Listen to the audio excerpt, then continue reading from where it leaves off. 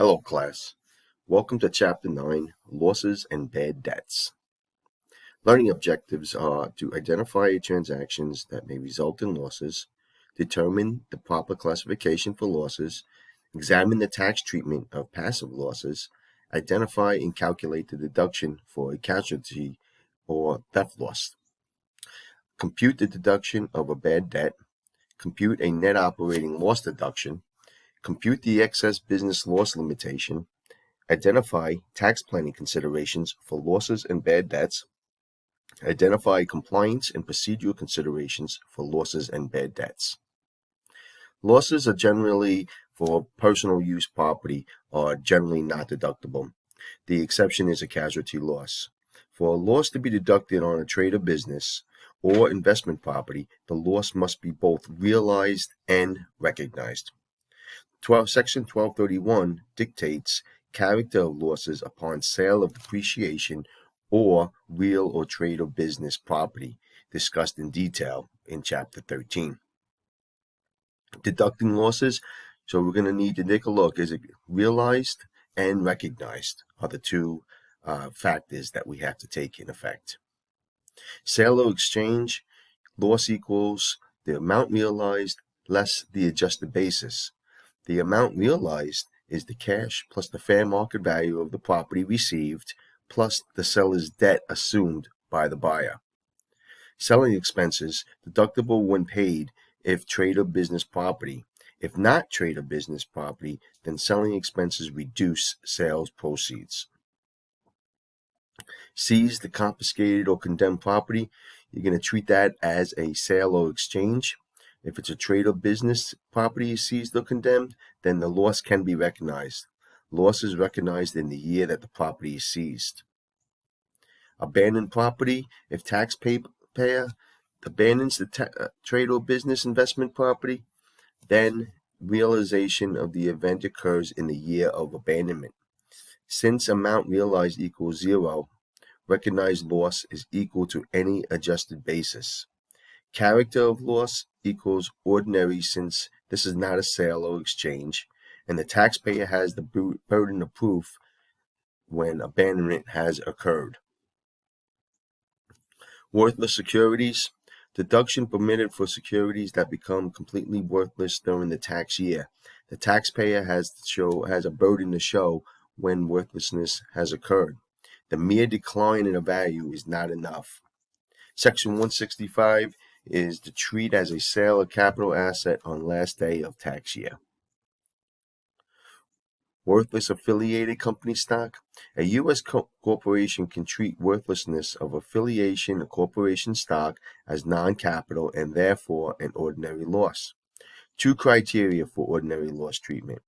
1, the taxpayer must own greater than 80% of the voting power and total value of affiliate stock, and greater than 90% of the affiliate's gross receipts for all taxable years must be from non-passive income.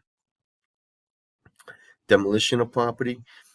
If a taxpayer demolishes structures in order to build new assets, the demolition costs are not deductible per Section 280B. Types of losses. You have a capital loss. You have for AGI, ordinary, from AGI. Remember, the for AGI is going to be, that's going to go and set up what your AGI is going to be. Your from AGI, it was going to be afterwards, and that's what you would see on your Schedule A. Capital versus ordinary losses. So on this flow chart, we're going to start. Has there been a sale or change of property? No? Then has the property been seized or the security become worthless during the year? If it's no, then it's a loss in ordinary nature. If it's a yes, loss is in capital nature. We go back up to the top. Has there been a sale or change of property? Yes. Is the property being held in a trade or business for investment? If it's no, then it's an ordinary loss. If it's yes, are the property, inventory, notes, or accounts receivables, depreciable property, or land used in a trade or business?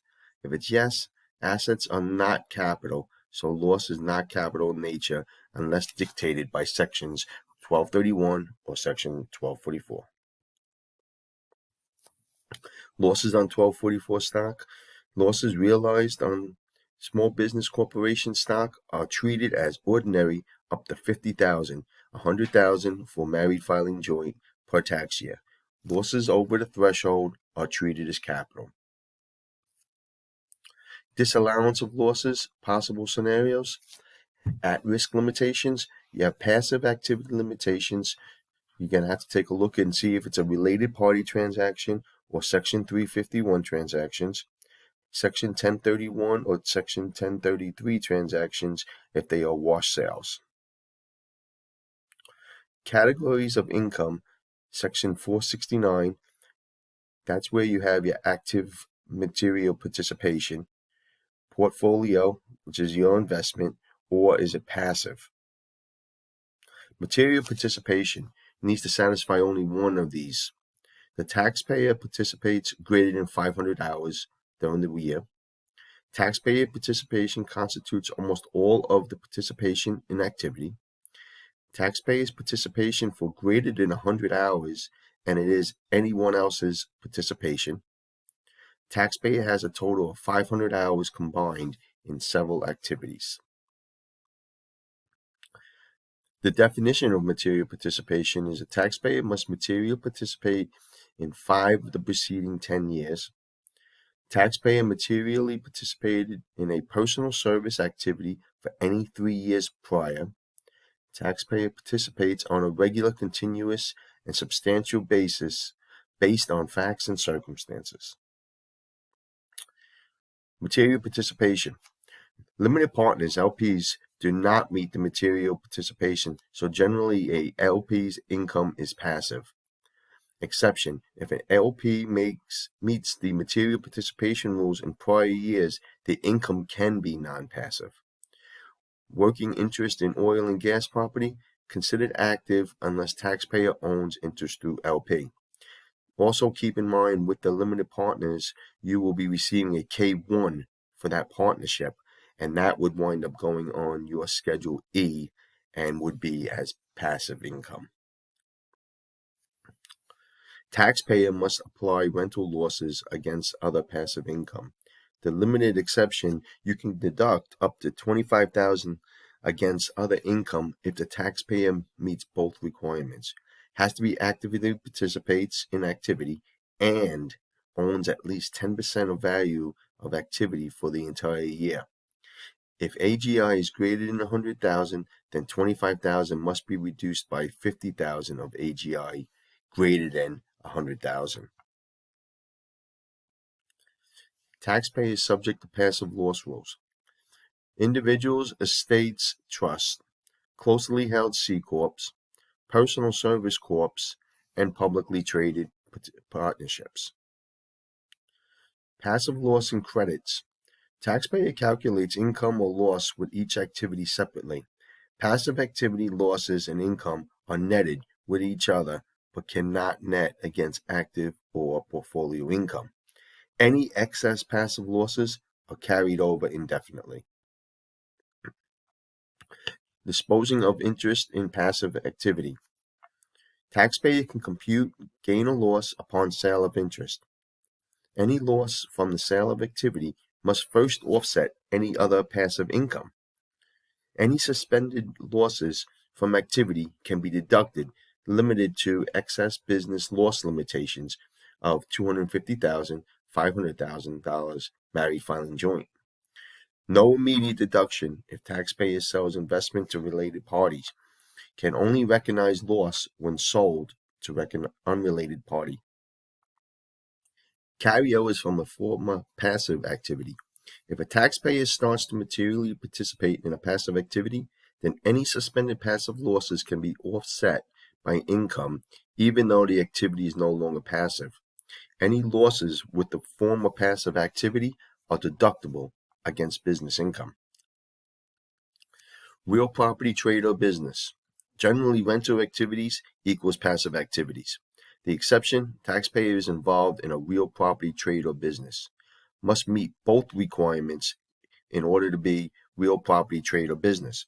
Has to be graded in personal services taxpayer provides are in real property trade or business where taxpayer materially participates, and taxpayer performs greater than 750 hours in real property, trade, or business, which taxpayer materially participates. So if you are a doctor, lawyer, accountant, or any other profession, and you have some rental properties, then that would be passive activity.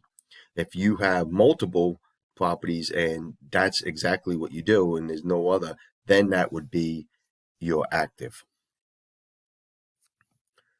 Real property, trade, or business. If a taxpayer is an employee, personal service test is not met unless the taxpayer owns greater than or equal to 5% of the company.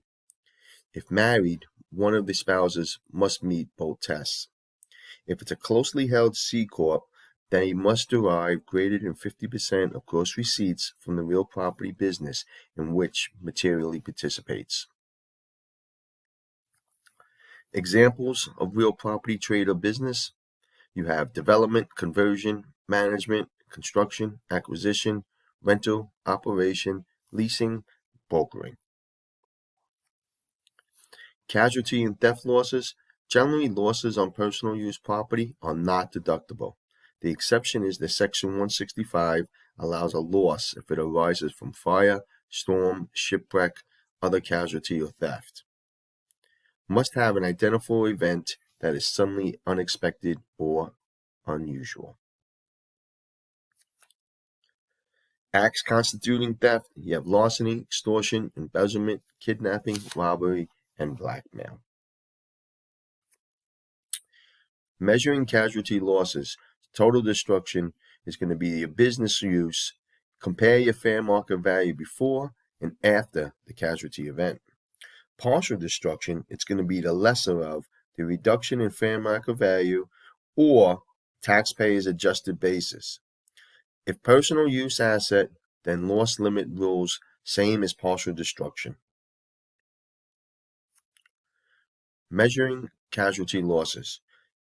You cannot deduct decrease in fair market value due to destruction of someone else's property.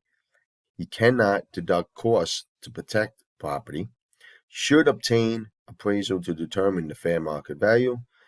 If no appraisal available, repair costs may be used as long as the work done merely restores the property to its pre-casualty condition.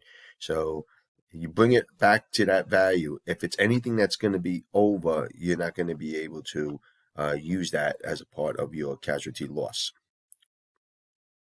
Insurance will reduce the amount of loss. So that's why insurance proceeds is going to reduce that amount of loss. So when you have your loss, whatever you reimburse from the insurance, you're going to need to deduct. So that is why also the insurance expense is not going to be included, that what you paid for your premiums. If proceeds exceed taxpayers' basis, then gain must be recognized unless non-recognition provisions, example Section 1033, are used. Limitations on personal use property.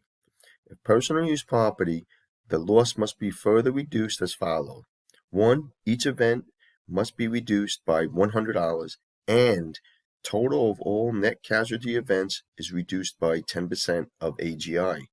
There is only one $100 reduction per casualty event, not per piece of property destroyed in the same incident. Losses for personal use property are limited to personal casualty gains. Excess losses must be carried over to next year. If the loss occurs in a federal disaster area, losses exceeding casualty gains can be deducted.